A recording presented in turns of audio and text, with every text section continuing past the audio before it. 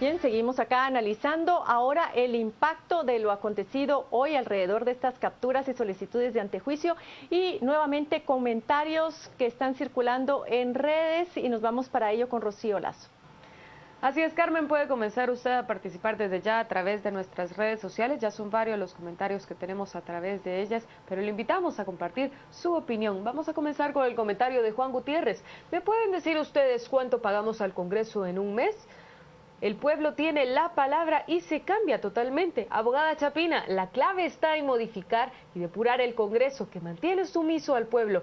Urgen los listados abiertos. Yuri Giovanni Melini, el Ministerio Público y la CICIG deben investigar a personas como Jorge Méndez y otros pícaros. Doctor Sergio Hernández, es la sede de las peores y mejor organizadas mafias del país.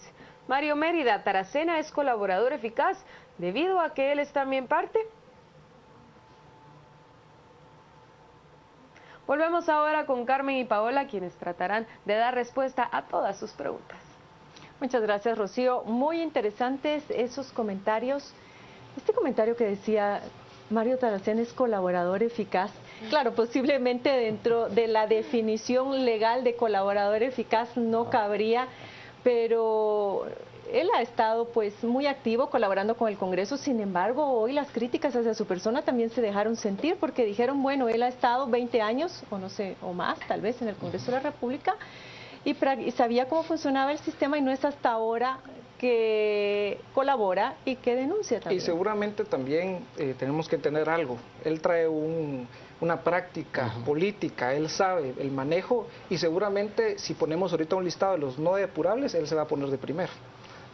Si nosotros llegáramos a la idea que estamos planteando de depurar el Congreso, porque él saca el listado de la nómina de todo el Congreso, entonces está dando esas partes de transparencia que los ciudadanos estamos pidiendo, que no es la realidad. Yo creo que al final el Congreso va mucho más allá, hay cosas de fondo que se tienen que tocar en ese Congreso de la República y también veamos el Ejecutivo, no solamente, hoy estamos hablando del Congreso, pero en el Ejecutivo hay cientos de miles de plazas, me atrevería a decir yo, en el Ministerio de Educación, en el Ministerio de Gobernación, en los puertos, bien lo decía acá el compañero, en muchos otros lados donde hay muchas personas que no laboran y que no llegan y que todos los días, en todos los meses en sus cuentas aparece el dinero. Y ahí es donde nosotros tenemos que indignarnos los ciudadanos, pero indignarnos participando, solitos en las redes sociales.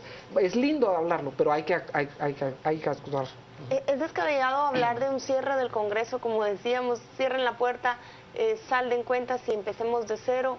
¿Hay alguna posibilidad, aunque sea remota, de hacer eso? ¿O cuál es la salida que ustedes le ven para sanear realmente el legislativo? Bueno, definitivamente es una de las principales demandas de ese clamor popular, como se ha dicho, ¿verdad? Una de las principales demandas de la plaza y lo que mucha gente quisiera ver. Sin embargo, tenemos que ponernos a pensar también cómo está construido el Estado de Derecho y tenemos que ponernos a pensar cómo podemos depurar, sí, pero a la vez que fortalezcamos nuestras instituciones, cómo volvemos a un Congreso cuyos diputados, sean 158, sean 160 o el número que sea, fuesen 80 o 200, sean personas probas, personas capaces, honradas, eficientes y eficaces para que cumplan con su labor constitucional y con las funciones que les asigna la ley. Y para ello tenemos que depurar más que el Congreso también a los partidos políticos, el sistema de partidos políticos y como bien señalaba Javier, tampoco vamos a pretender que un Congreso como el que tenemos el día de hoy apruebe reformas estructurales y profundas, no solo de la ley electoral y de partidos políticos, sino que de aspectos constitucionales que posibiliten reformas más profundas, porque eso también hay que señalarlo. Sin embargo, coincido con que el día de hoy es el principio de la depuración del Congreso.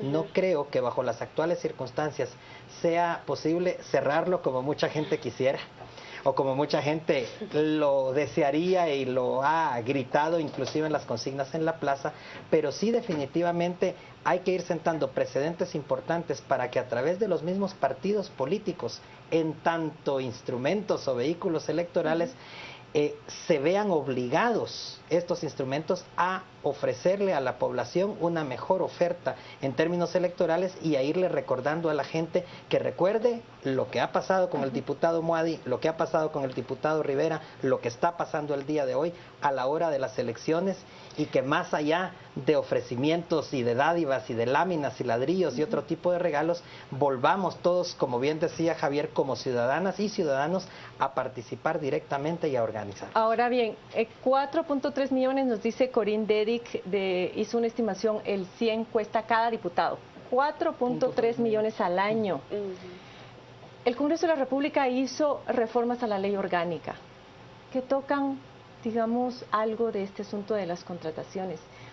Pregunto a Javier, ¿crees, Javier, que estas reformas coadyuvarían a darle una solución a este problema? Esta es mi primera pregunta. Y la segunda es, cuando hablamos de depuración, ¿cómo se hace eso?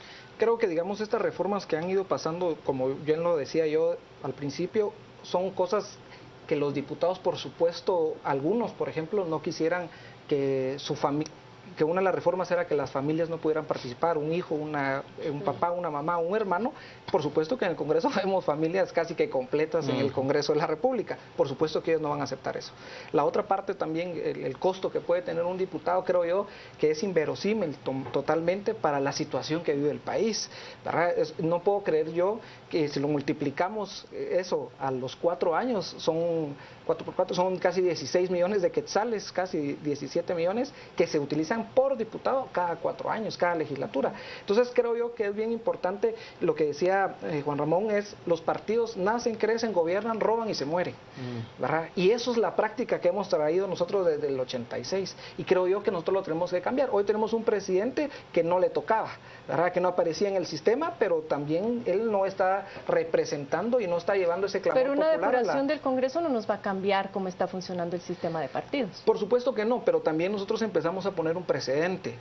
Una de las partes importantes que los ciudadanos pedimos es que hayan candidaturas de diputados independientes para que puedan presentarse en sus departamentos sin necesidad de un partido político. Y entonces, como los comités cívicos a nivel de alcaldías pasa, en muchos, si ustedes se dan cuenta, hay más de 25 o 30 comités cívicos que ganaron hoy cabeceras municipales como Suchitepeques, como Antigua Guatemala, ¿verdad? Quetzaltenango, que es Encuentro por Guatemala, ¿verdad? Pero hay comités cívicos que están empezando a tener ese auge. ¿Por qué no tenerlo también en el Congreso? Porque entonces tampoco creamos una red de clientelismo, de estar dando regalos, piñatas, láminas, hacer casas, porque al final de todo el sistema es tan perverso que los partidos políticos se prestan para eso. Es lo mismo que la deuda pública. ¿Qué hacen los partidos políticos con esos $2 que le dan por voto que sacan?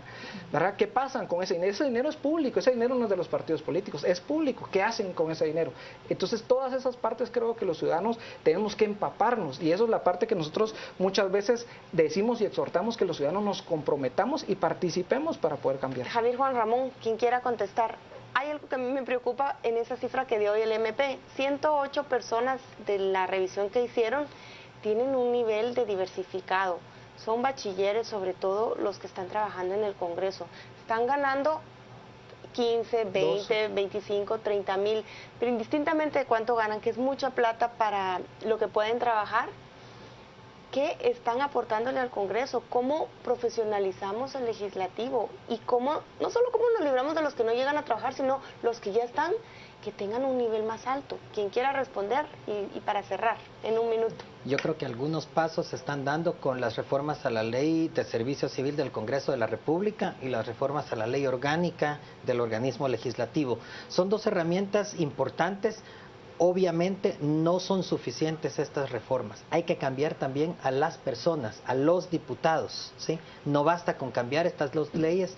Creo yo que las reformas que se han discutido con muchas resistencias también a lo interno del Congreso, tanto diputados como sindicatos, no son suficientes, pero van en la dirección correcta. Y ahí toca un punto, todo el tema de los renglones 011, 022, 029, tiene que cambiarse.